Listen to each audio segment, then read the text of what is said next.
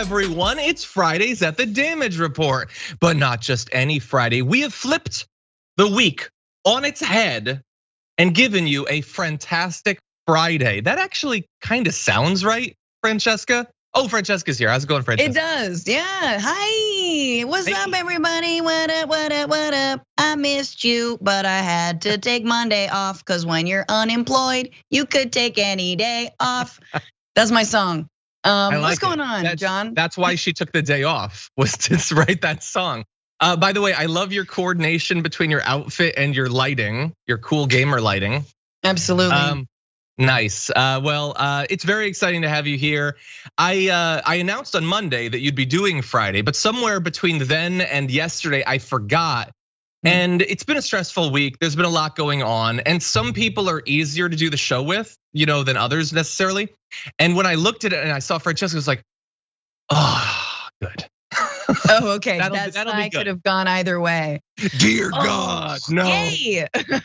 Anyway. But very glad to have you here. I think that I've got some topics that you're gonna be interested in.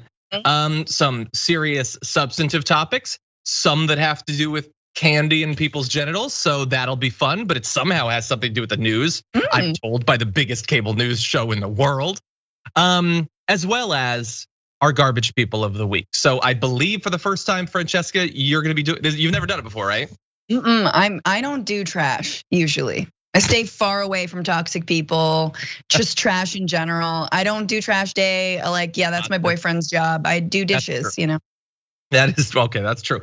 Well, I've got mine and many of you have voted. We're gonna find out how many. There's still time, by the way, on the community tab over at YouTube. You can go vote, you can do it, you might like it. And early heads up, I'm gonna be as vague as Francesca implies non-verbally I should be, but on the power panel later on today, I will of course be leading the first hour. Cenk is away. You know why he's away though? That's because he's getting ready for the Economic Justice Town Hall happening in Cleveland this Saturday. There's still a chance for you to become an audience member if you go to 2it.com/events. Tickets are $3, but that is not really a fee. It is a donation that will then be provided to Rock the Vote. Killer Mike is gonna be there. Senator Nina Turner is gonna be there. And also Cenk Uygur is gonna be there. So it should be a lot of fun. Everybody go check that out. But I will be doing the first hour of the power panel with, I believe it's with David Schuster, yes, and Adrian Lawrence. So that's gonna be awesome. And maybe someone else on the show right now might be doing the second hour. I'm not sure. But Wazi Lambre is gonna be there and Jackson White of Politiscope as well. So yeah, stay tuned. A lot of fun. Stay tuned. I think I'm doing the second hour. Depending on, I don't know if I can get over to the studio in time. If not, it might be from like a crappy. Anyway, stay tuned. Whatever. Second hour, be there. Broadcasting from a mid-90s iMac. Yes. Will be anyway. Yes. But it should be a lot of fun. But that said, we've got a lot to get to. So much news. Some would say, including my production team, way too much news. Why did we produce all this news? And if we're gonna produce all this news, why are you wasting so much time with this intro? All good points. I'll agree to that. But anyway, so with that, we're gonna get into the news. Let's talk about some news, everybody. No, I really am ready. We can do this. Okay. We have got our bipartisan infrastructure bill, and now today, we did the breaking news yesterday. Now today we have a little bit more news about how it's likely to proceed, what is likely to be in it, is it gonna happen at all? Let's find out. Well, I will remind you that while the initial details of this bipartisan package, I would put in the category of ugh. Supposedly that's not gonna be it. That's not gonna be everything. There's gonna be this reconciliation bill that's gonna have stuff having to do with the climate and elder care. Everybody's gonna get puppies. Just put all of your hopes and aspirations into that and assume that everything's gonna go okay. And supposedly, if we don't get that, we don't get anything. According to people like Nancy Pelosi, who said hours before the deal was announced, there ain't gonna be an infrastructure bill unless we have the reconciliation bill passed by the United States Senate. And President Joe Biden said, if this is the only thing that comes to me, speaking of the bipartisan bill, I'm not signing it. It's in tandem. And he is a man who's definitely ridden a tandem bicycle, so I'm pretty sure he knows what that means. Probably on the beach, red and white stripes. You get the idea. So anyway, what's actually in the bipartisan plan? Well, under the plan, $312 billion would go to transportation projects, $65 billion to broadband, $55 billion to waterways, $47 billion is earmarked for resilience, a down payment on Mr. Biden's promise to deal with the impact of climate change. I know you probably want more specificity than that. We don't really have it though. All I have is what Jeff Stein at the Washington Post has about specifically what might have to do with climate change in that first bill. They have $7.5 billion for EV stations, which is at least less than half of what he had previously announced, and if not far more than that. He's talking about building like 500,000 stations. Anyway, $7.5 billion for electric buses, $21 billion for environmental remediation, $73 billion for the power infrastructure, and then the aforementioned resilience. So that's what's in it. We'll get to when this is supposed to happen, but so far, scale of 1 to 10, Francesca, how excited are you? 3. We got 3. I got an infrastructure bill. Yay. Can I have kids now? Oh no, can I buy a house? Oh no, am I still gonna die in a fire? Probably. Oh, cool. Be resilient, there's money in it. I'll be resilient. It'll take longer for me to burn. I'm being so grim on a Friday. Speaking of grim, I actually was watching a man named Ryan Grimm speaking about the infrastructure bill. And one of the interesting things specifically about where the money comes from and how to pay for some of these things, and how Republicans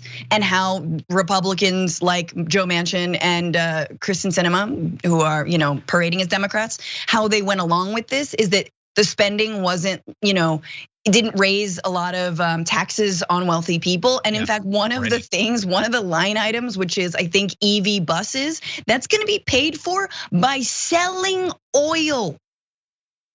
So what are we? We are literally is it olive oil? Yeah. Oh, John. Canola. There you go with your beautiful little heart and your spirit and your wishful thinking. No, this is like we're just eating our own tails. We are that like snake eating our tail when it comes to climate change. Yeah, we'll just sell all the oil and then we can pay for climate resilience. Kill me. Yeah, not a lot of references to the Ouroboros on the show lately. Anyway, yeah, I agree. And like, if there's a chance, hold on. Are you sure that what Francesca just said, selling oil to pay for the buses, might not end up being the best way they're paying for portions of this? I'm not sure at this point. But you know what we can be pretty sure about? The timeline, supposedly. So here is how this is supposed to go. I know when something this good is announced, you just want it now. You don't want to have to wait. So you will have to wait though. The Senate is gonna turn the bipartisan agreement into legislative text in the coming days so it can pass out of the chamber in July. So it's not actually text right now. They're gonna turn it into an actual bill, and next month they're gonna actually pass it. The House will have its own version, but instead of conferencing and approving a combined bill for Biden's signature before the August recess, leaders will put infrastructure on ice until the Democrats' only bill catches up. That's part of Pelosi's plan, which by the way, I'm not saying that nobody else had this idea. But I remember AOC saying we should hold it in the House until both are there. And then everybody just moved on. It's like, Nancy Pelosi, amazing strategy. I think you got that from AOC. But anyway, so what else is gonna happen? Well, Schumer and Pelosi plan to have both their chambers pass their respective budget resolutions before the August resolution, enabling Democrats to unlock the fast tracking reconciliation tool. Fast is very much in quotes there. That budget will include instructions for each committee to tackle everything from corporate tax hikes to climate change, education, paid family leave, and the like. In other words, everything Democrats want that's not in this first bit. The panels will work over the August recess to draft the massive reconciliation bill, which Senator Bernie Sanders hopes will top $6 trillion. Then, when lawmakers return in September, after the August recess, they'll have a few weeks to clear both bills at the same time. The new deadline for getting both to Biden's desk, per Democratic leaders, is September 30th, when a bunch of surface transportation programs expire and would need resumed funding. So, supposedly, we've got July, August, and September. By the end of 3 months from now, they'll be done. Of course, bearing in mind that they take a recess in the middle of that. I don't know, maybe get it done and then go to the recess. Well, we've got to go to the Cape. It's wonderful. It's oyster season in the Cape right now, so it ain't gonna be done without reconciliation. But Mama's got to have her oysters and cocktail sauce, and with all of my 28 grandchildren. And yes, I am trying to do a Nancy Pelosi. I didn't know who that was. I thought it was Cruella, but I did like it. It was a Feinstein Pelosi. Like there was a little bit of who's the other very oldest time? They're all oldest time. The point is, it was the generalized senator that needs to, again, go, take naps at 3 PM because they're all, octogenarians. But look, I hope this happens. I'm very incredibly skeptical that even this bipartisan bill would pass. AOC called it out absolutely right, unrepresentative in terms of who you can just see, the mayonnaise oozing through that, the presentation of this bipartisan bill, very white crew. But I do hope that it passes, and I do hope it is not filibustered by Republicans, and I do hope that then reconciliation passes by a simple majority. Like, I am not a cynical lefty to the point where I'm like, no, we should stop progress because then we'll get the real progress. I actually think that's BS. But am I hopeful? I don't know. I want to see it to believe it. And yes, we've got way too much time for there to be more shenanigans and more politicking and more Republicans turning against any kind of bipartisanship. And Mitch McConnell, once he is well rested, he then wants to block things. I feel like he's tired now, which is why he might be more amenable to this. Maybe. So first of all, you may not have realized that you were lobbing a grenade there with your sullying the good name of 3 PM naps. You might want to think twice about that. But look, this timeline that I just realized I credited all these things as coming from Politic rather than Politico. Anyway, so this is, okay, we do this, we have 3 weeks. Okay, we turn it into a bill, then we pass it, then we everybody break. And then we're gonna start working on this. We're gonna put everything in. And when we have our version, we'll pass it because nobody will have a problem with it or anything.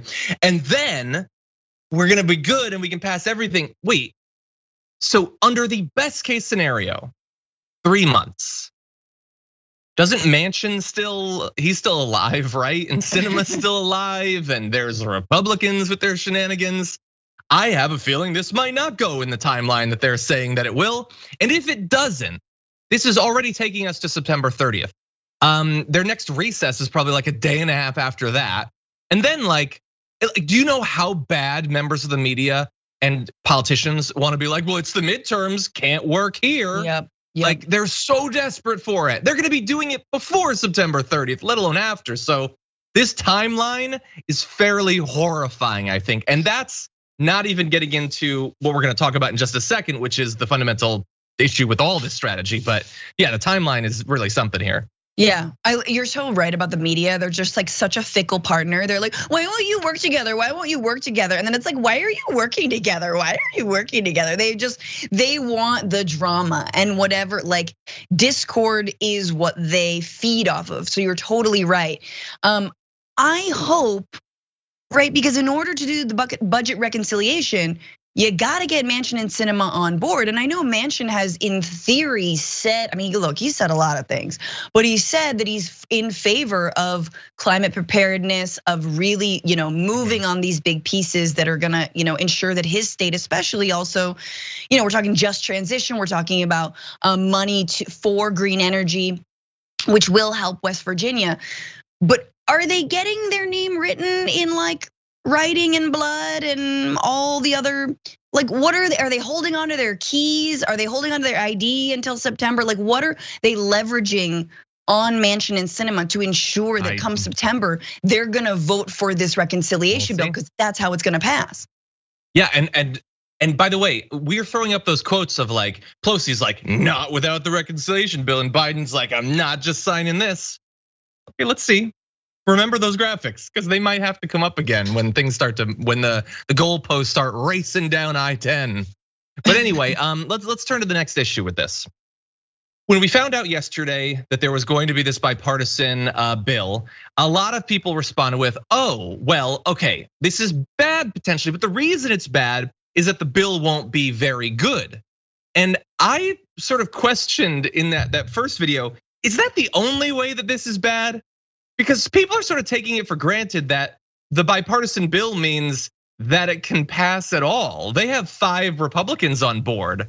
First of all, let's not assume that those 5 Republicans are actually gonna vote for it. But even if they do, you still need at least 5 other Republicans. And that's assuming that none of the Democrats actually jump ship on this thing. Right. Like there was a meme that I spread on Instagram. It's the classic now Star Wars one of like, they have a bipartisan bill. So you're gonna vote for it, right? You're gonna vote for it, right? Why are people assuming that? And by the way, it took much less than 24 hours to start to really question that. So Senator Lindsey Graham told Politico yesterday that he will not support the $1.2 trillion bipartisan infrastructure deal that President Biden struck with 10 senators after Biden and House Speaker Nancy Pelosi demanded it be passed alongside a budget resolution with key Democratic priorities. Now, I'm not gonna pull the clip from yesterday where I said that would be the excuse because we're not generally that sort of show. But yeah, why would they sign on to this if that is the thing that lets the reconciliation bill do the stuff they don't want to do? I think they're gonna see through that as a strategy. And indeed, Senator Lindsey Graham has apparently still put together enough to do that. And he had this to say, if he's gonna tie them together, he can forget it. I'm not doing that. That's extortion. I'm not going to do that. The Dems are being told you can't get your bipartisan work. It's a little softer than that. It's not, I know, it's not a good one. Passed unless you sign on to what the left wants, and I'm not playing that game. I'm playing a different game, and it sucks. He also added that most Republicans could not have known that Biden also planned to request a multi-trillion-dollar budget resolution, which will likely include blah blah blah. Wait, no, this is not new. They've been talking about that. What do you mean? He says there's no way. You look like an effing idiot now. I don't mind bipartisanship, but I'm not going to do a suicide mission. And Mitch McConnell also said, no, we're not gonna do this. They're pulling the rug out from under the bipartisan reaction. So, but like they said all that stuff and everyone's still like, oh, we have a bipartisan thing. What are you talking about? You just already lost at least 2 Republicans. Francesca, do you think it's gonna happen? Is this just a negotiating tactic? I mean, look, the season of lobbying has begun. So if billionaires and different corporations can offer, these senators a even cushier landing pad when they leave the dumpster fire of Congress that they've created, then maybe we'll see. Maybe, I mean, who knows? Remember how Joe Manchin was asking that coalition or that like whatever billionaire think tank to basically give money to Senator Roy Blunt, like, hey, help him out so he'll vote for the January 6th commission. Well, that failed, but we'll see. Look, I mean, again, it's lobbying, and it's lobbying from the people as well, and some of the people who helped shape and craft and pushed for a lot of the things that were in this reconciliation bill too. Things like home care workers, domestic workers, United is one of those organizations.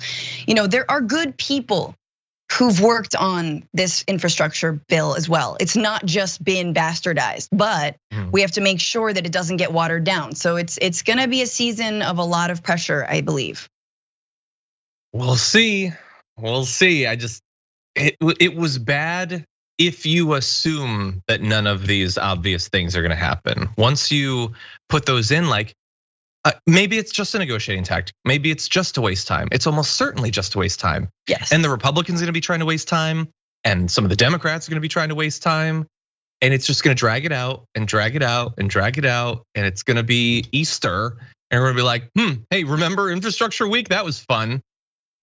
Anyway, we are gonna take our first break. When we come back though, the books are coming for Donald Trump's legacy, and it's about to get even darker than earlier this week after this.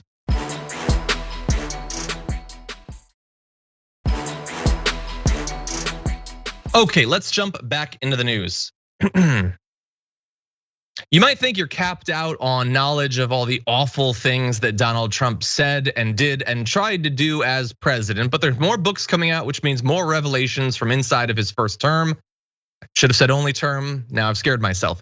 So the upcoming book, frankly, we did win this election. The inside story of how Trump lost.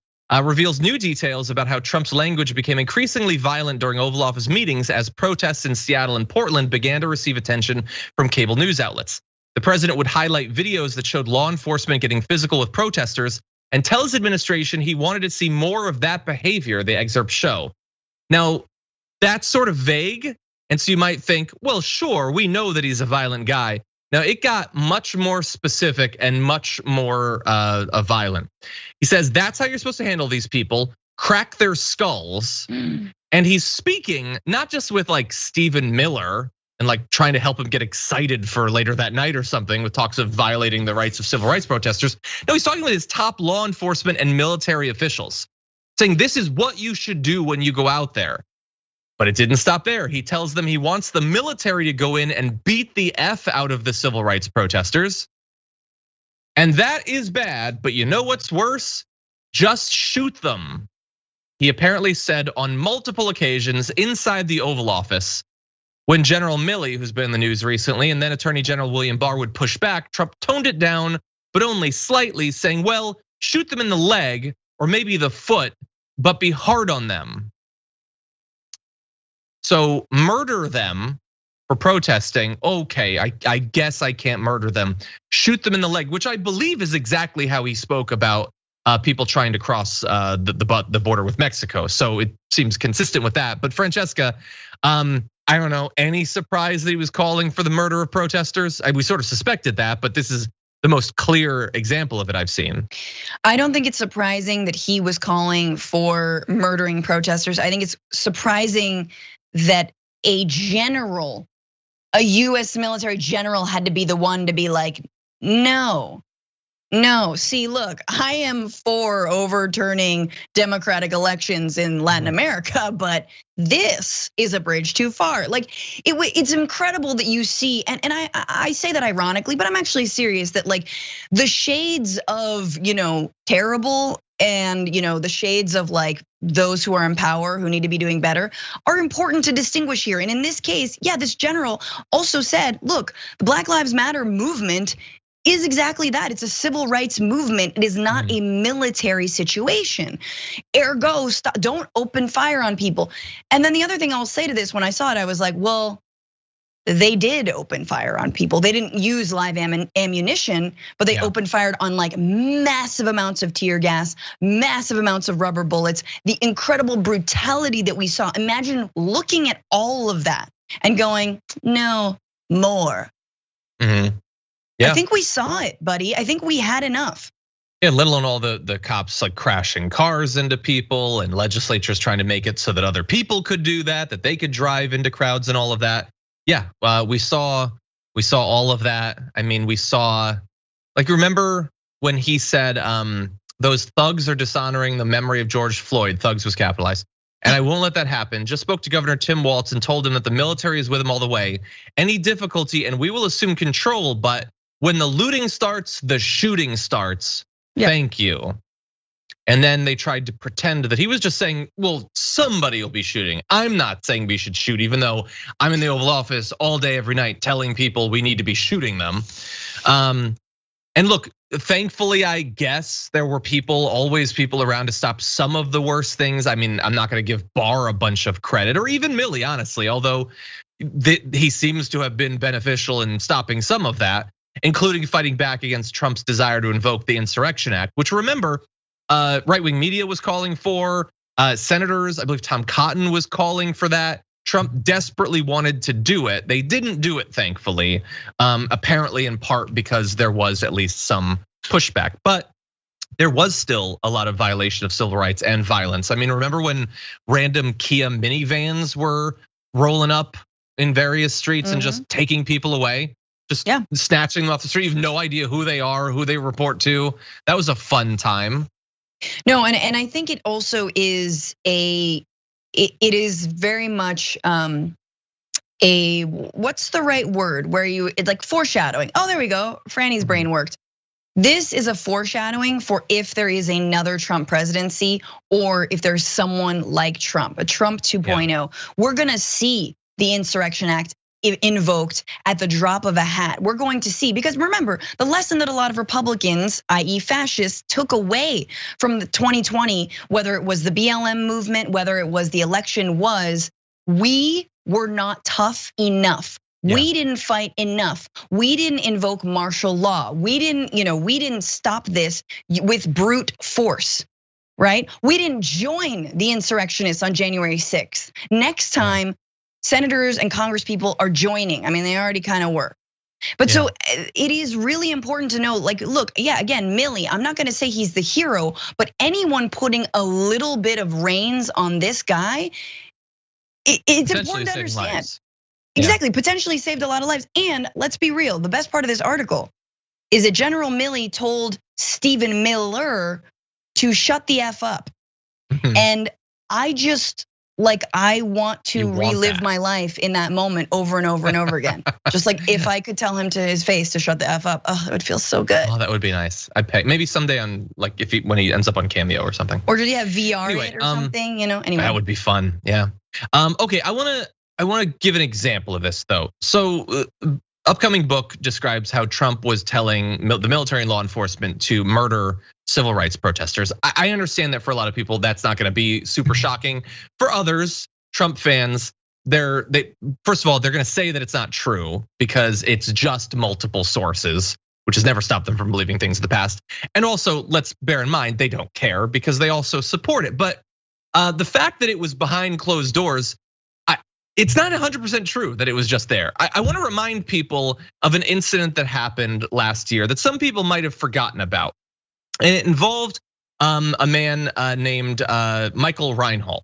So he had been suspected of murdering a Trump supporter at one of these protests, and then had fled the scene.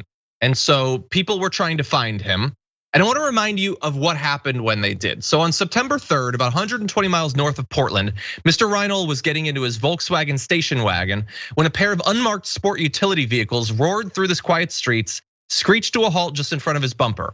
Members of a US Marshals task force jumped out and unleashed a hail of bullets that shattered windows, whizzed past bystanders, and left him dead in the street. Attorney General William Barr trumpeted the operation as a significant accomplishment that removed a violent agitator. The officers had opened fire, he said, when Mr. Reinhold attempted to escape arrest and produced a firearm during the encounter. There's a bit of an issue with that though, and that's that in interviews with 22 people who were near the scene, all but one said they didn't hear officers identify themselves or give any commands before opening fire. One, a Mr. Lewis, said there was no get out of the car, there was no stop, there was no nothing. They just got out of the car and started shooting. Mr. Smith said there was no yelling, there was no screaming, there was no altercation. It was just straight to gunshots. 5 eyewitnesses said in interviews that the gunfire began the instant the vehicles arrived. None of them saw Michael Reinhold holding a weapon. A single shell casing of the same caliber as the handgun he was carrying was found inside the car, although an investigation couldn't show whether it had been fired that day or not. And it seems like a moot point because the gun that he had on him had a full clip at the time that he died. It was full afterward. He hadn't fired any shots. And so how did Donald Trump respond to this? To give you an idea of his thought process, we don't have to go behind closed doors. He said in this case, this guy was a violent criminal and the US Marshals killed him. And I will tell you something, that's the way it has to be. There has to be retribution when you have crime like this. Not justice or anything like that. No taking him alive like you would with like a white terrorist or something like that. There needs to be retribution. You pull up, you immediately begin firing, and you kill him. And that's what they did. And he was white, right? I mean, you're saying like an actual white supremacist terrorist. Believed to be a leftist. Exactly, and which is why he was executed, just completely executed, like Saudi Arabia style execution, no justice, no day in court, no nothing, not even charged, not even no apprehended, no Burger King, because he didn't kill 9 black parishioners, right? He killed a Trump supporter. Not a police officer, not a US Marshal. Oh no, because he's not a boogaloo boy, right? Has that guy been executed? No. It's only because he killed a Trump supporter. And yes, it's bad. No one is condoning that, but the guy deserved his day in court. And it's chilling. it's Duterte chilling. Yeah, and I'm it's glad exactly that I'm really glad that you that you read us all of that, and that we really need to remember Reinhold's case every single day. Yeah. Yeah, and it's not a defense. I don't know this person, and if they did do the thing that they're suspected or alleged to have done, then they should have spent the rest of their life in jail. But he didn't, and Trump didn't say, you know what, this guy was a suspected violent criminal, and one way or another, we had to stop him from hurting other people. No, he said, this is how it should be. They didn't make a mistake. It's not regrettable that they didn't bring him in. I want you to gun them down in the streets. That's what he said. Yeah. That's who he is. He defended it later on. I'm not gonna read more of the quotes, but he considered this to be a great thing. It became an applause line at his rallies, saying, no, we should be killing these people where they stand.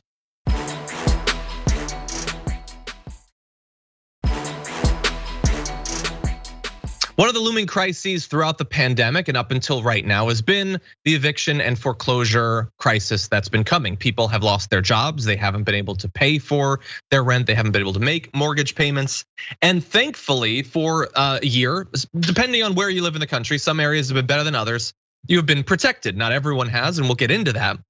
But it has been every day we get closer to the end of that period. And when it ends, people are going to have to pay off a lot of accumulated rent and mortgage payments. And since they didn't have jobs, that's gonna be quite difficult to do. And so people have been pushing for it to be extended. It was extended earlier in March, and now it has been extended again, but not for a very long time.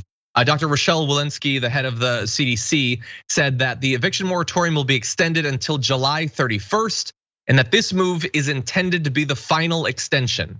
So you get 1 month more, and then that's going to be it. Ahead of that, a group of 44 Democratic House lawmakers led by Ayanna Pressley, Jimmy Gomez, and Cori Bush sent a letter to Biden and Walensky urging them to strengthen and extend the moratorium, saying the impact of the federal moratorium cannot be overstated, and the need to strengthen and extend it is an urgent matter of health, racial, and economic justice. But they're saying, at least right now, no, it's final, that's it. You get 1 more month, and then God help you. I have no clue what's gonna happen at that point, Francesca. It's so easy. It's so, I mean, we see the path in front of us in terms of how to, you don't even have to pass new legislation. It's the same thing with, canceling student debt. Just don't do the bad thing. Just stave off the worst of the worst. And we saw, that through direct payments, and yes, under Donald Trump and also under Joe Biden, that direct payments to Americans saved 10 million people from going into poverty, right? And maybe save them from living on the streets.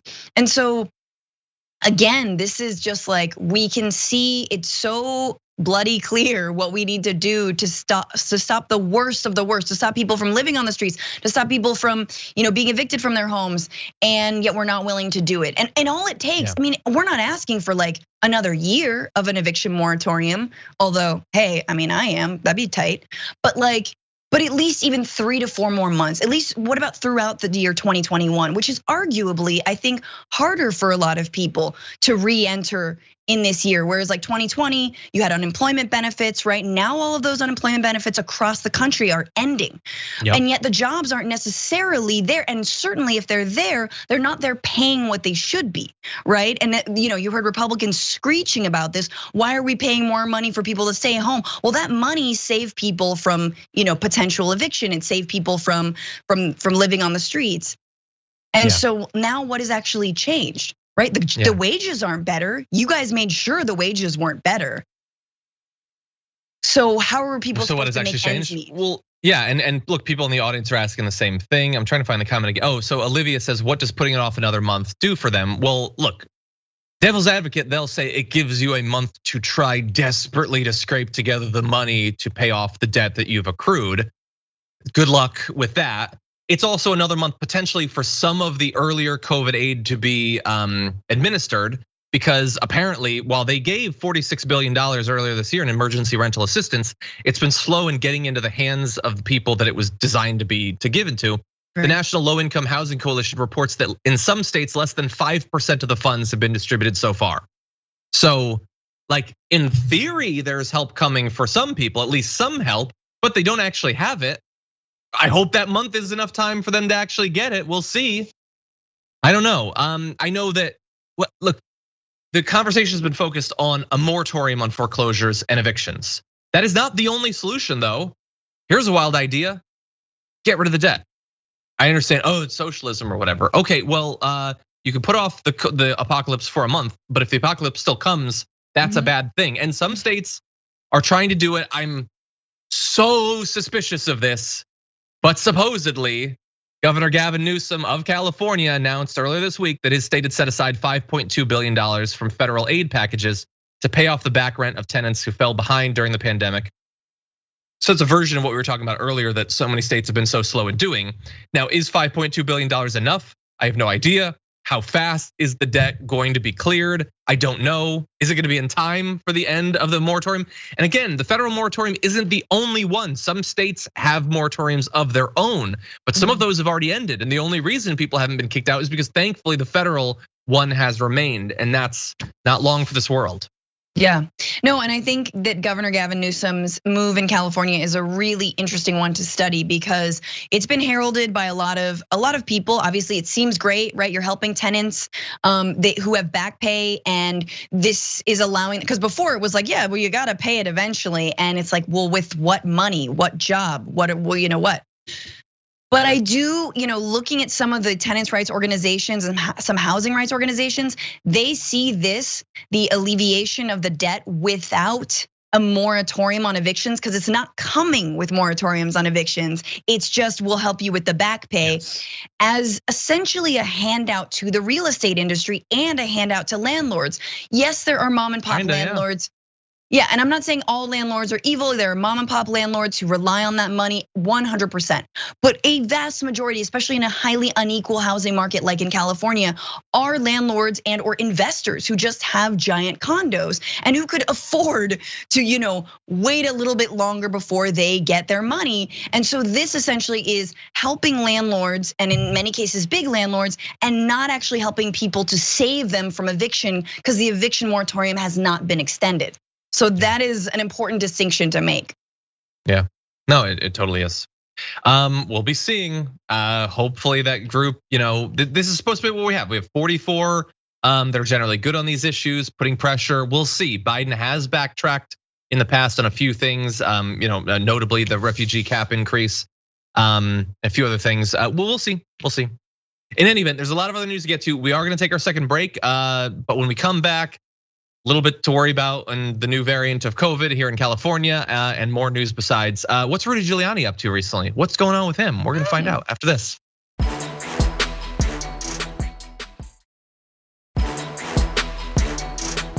Okay, man, those breaks fly by. With that, let's jump back into the news. You've probably heard a lot about the Delta variant of COVID, and you will soon probably be hearing a lot about Delta Plus, the new, even more virulent version of it that's starting to spread. Much of the conversation, though, has occurred about what's going on overseas and a little bit of how it's starting to spread in states like Florida. Well, it turns out it's spreading a little bit closer to home as well. But let's catch you up a little bit on this and try to figure out how worried you should be about it. Well, experts say that this variant spreads more easily because of mutations that make it better at latching onto cells in our body. In the UK, for instance, the variant is now responsible for 90% of all new infections. It's the predominant case. Let's see, nationwide here in the US, between the 9th of May and the 22nd of May, the Delta variant comprised less than 3% of samples. By mid-June, that had risen to about 20%. And here in California, it's grown from about 1.8% of samples to 4.8% in May. So it's a little bit rarer here in California than in other states, but it is beginning to spread as well. And the good news, at least as of right now, is that based on a study in Scotland, the Pfizer and AstraZeneca vaccines offered 79% and 60% protection against infection from the Delta variant. So it is easier to catch it, and some reports have said it takes just a couple seconds of exposure, which is horrifying. But if you are vaccinated, as more and more people are in the United States, it isn't necessarily that much more risky. So Francesca, what are your thoughts? You've been seeing this start to spread. I don't know, dude. I don't yet. know. Go see a movie now while you can, man. I feel like we're just like watching a giant wave, in the distance, and you're like, oh, it's really nice on the beach, though. I don't know. It's like there's a little shark that's like dun dun dun dun dun. But like in the beginning of the music, we can kind of hang. Is that selfish of me to say that I just want to like a little, like go to a movie, hug my mom one last time, and then I can shudder once again for another year? I feel like I'd be a better person. Actually, no, I'll go completely nuts if I have to be inside for another year. It'll be entertaining though. Oh my gosh, streaming. I'll finally get into video games. Maybe I'll perfect the one Mario jump because I'm terrible at them. I'm glad the Pfizer vaccine and the AstraZeneca vaccines are like very effective. And I'm interested in seeing the data on hospitalization rates and whether or not it is more likely, even though it's more infectious, whether it's more likely to land you in the hospital. It seems like as of now, no. Exactly, yes. So that's, I guess it's just, viruses, oh my gosh, I've been trying to understand them for a very long time now. But I believe they do mutate. Cute. They become more infectious, very cute, but they also become less deadly, supposedly, as they continue. So a la the flu is not as deadly, although right wingers will have you believe that everyone's been dying from the flu. But as it mutates, and again, COVID may be endemic. It might just be a thing that we have to live with. Yeah. Unfortunately, I agree. I think it is spreading slowly here in the US, thanks in large part to the fact that we have gotten so many people vaccinated, at least to one jab. But by the way, especially with the variants, don't stop at one. Never stop at one. Don't ever do that. But if you were thinking about it, now you have even less reason to do it. But I agree, just in case, maybe get out there and do some fun stuff. I swear, if they pull Black Widow as a result of this, I'm going to lose my mind. And if I have to wait another year to watch the Bond movie, I'm gonna lose my mind. But anyway, concerns over a possible re-lockdown are somewhat justified. Although bear in mind, we have vaccinated a lot of people, but in some countries like in Israel, they have resumed their indoor mask mandate. So that's gonna be returning. In Sydney, they're going into partial lockdown today as a result of the Delta variant specifically. And so some states that had been, or some countries that had been very successful, and Australia had done a pretty good job, are having an issue with this new, more rapid spreading version. Now, bear in mind, Australia has only vaccinated about 4% of their population fully. About a quarter have received one dose. So that's a much lower rate than the United States, but just understand the international situation there.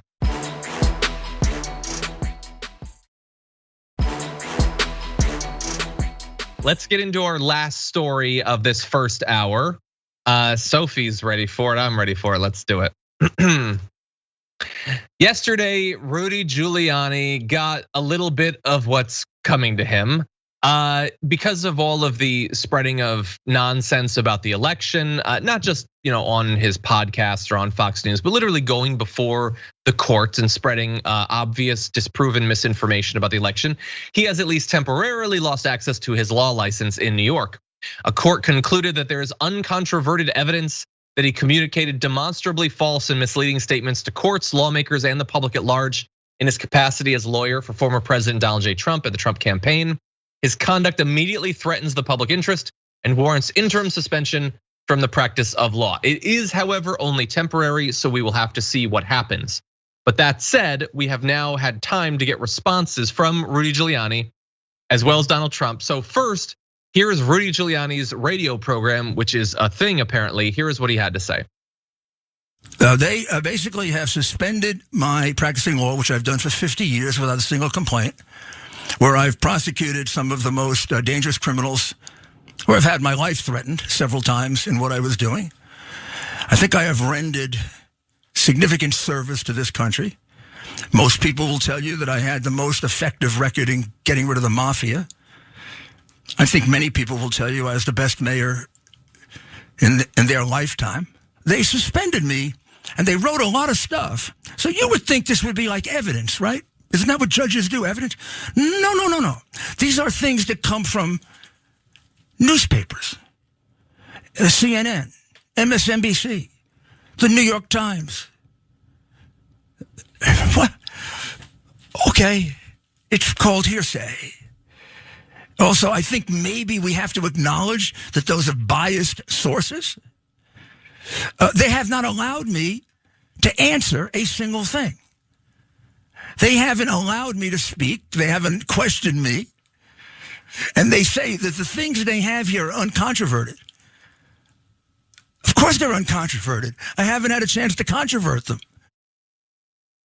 Okay, so the stuff about it's coming from the media, the media was quoting him in speeches and in court documents. Like, it's still you though. You still said that. He literally spoke at the Stop the Steal rally and called for a trial by combat. And maybe that was hyperbole or something, but he was there to whip people into a frenzy to overthrow the election because he had not succeeded in his dozens and dozens of legal attempts to do so already. So yeah, he's gonna be frustrated, I guess, the best mayor in our lifetime, Francesca, but I don't think he gets to be that shocked that there was finally this limited consequence for all of what he tried to do. In his defense, I will say he is certainly not the first lawyer to communicate demonstrably false and misleading statements to courts, lawmakers, and the public at large. I mean, let's be real, not the best bunch of us. Often lawyers are not, but yeah, what are you gonna do? Slap on the wrist, I guess. I don't know. It seems like it. What is he? Is he working as other than attempting to overthrow elections on behalf of Donald Trump? Does this really change his life? He hosts a radio show. He's not a working lawyer in that capacity anymore. No rational person was gonna hire him anyway. This seems like he's getting off pretty easy, I think. And by him, I don't even really care that much about Rudy Giuliani, but I'm just saying, like, I know a lot of people have been hoping that with all of the criminal acts of the last few years that something more substantive would happen legally. Yeah, I don't necessarily see it happening. This gets pointed out as a consequence because it exists in a void where there have been no consequences, and I think there are likely to be none, honestly. No, for sure. Yes, it's a small mini consequence. I feel like they would have had more evidence if they had been like, look, the man's drunk all the time and he tried to show his junk in a Borat film. So we're gonna make the bar look really bad. His alleged junk. Allegedly tucking his shirt in. But I love how he's like, I stopped the mafia until they offered me a job. And then I gladly joined them. Yes. Now, he's not the only one that brought up the mafia or tried to make him out to be this amazing figure. Donald Trump actually spoke out in defense of someone that had been loyal to him. I honestly think that almost deserves a Nancy clap. He says, the greatest mayor in the history of New York City, the Elliot Ness of his generation, one of the greatest crime fighters our country has ever known, better than Batman. He's your friendly neighborhood lawyer, slinging webs. This is what the radical left does to him. Okay, Elliot Ness fought against Al Capone. Rudy Giuliani melted on camera. There are differences between these two people. Like, yeah, okay, I'm honestly impressed that he's defending him at all. But Rudy Giuliani, like, just host your show and just sell penis pills or whatever, like all the right wingers do. Like, do that grift. Juice. Just do your grift. Exactly. Stop trying to pretend that you're a real lawyer. You're gonna be a real politician or whatever. Honestly, Trump should just get a radio show too. You can make tons of money. It'll give you everything you want, attention and money. Anyway, any final thoughts in the last 30 seconds or so we have? No, don't give Trump a radio show. Are you kidding me? But I will say it is very disturbing to hear Rudy Giuliani that close up. You just hear him in a small room and you wonder if he has his pants on and you wonder which closet it is. And let me just ASMR Rudy Giuliani. I've done nothing wrong. He's farting COVID onto her right there. His face is melting. And that wasn't the worst moment for him last year, Jesus.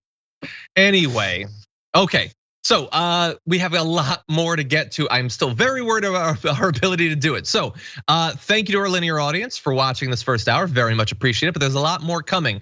For our Twitch and YouTube and members audiences, we've got more news. We've got garbage people. We're gonna respond to some of your comments and more besides. You're not gonna wanna miss it. So I'll see you in just a few.